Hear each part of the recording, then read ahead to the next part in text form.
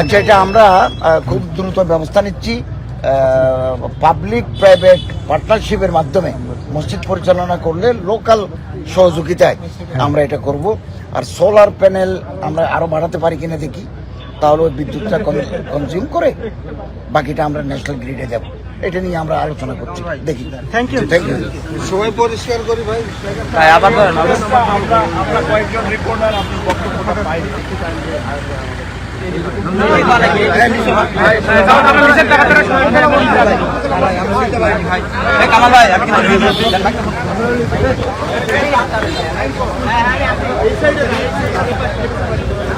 যারা নিচ্ছেন তারা সরেন না ভাই।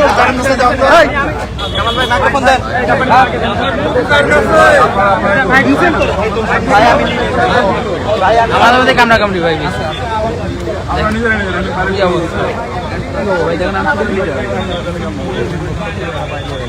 বিপদ আবারও তো দাঁড়াইলো রোদের বিপদ। সবাই আমরা সত্যতার সাথে কাজ করে যাচ্ছি। এখানে সিন্ডিকেট করে হাজিদেরকে জিম্মি করার অতীতের যে প্রবণতা ছিল, এটা আমরা একেবারে 0 পয়েন্টে নিয়ে এসেছি।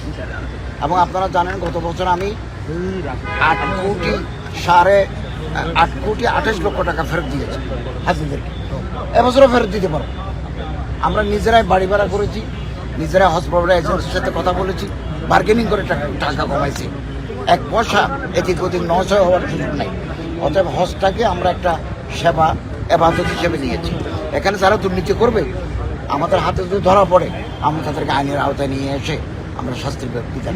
বাংলাদেশটা এই ধর্মকে ব্যবহার করে ভোট, এটা তো আইনত নিষিদ্ধ। অনেকে না, আমি মন্ত্রণালয়ের বাইরে আমি অন্য কোনো প্রশ্ন সরকার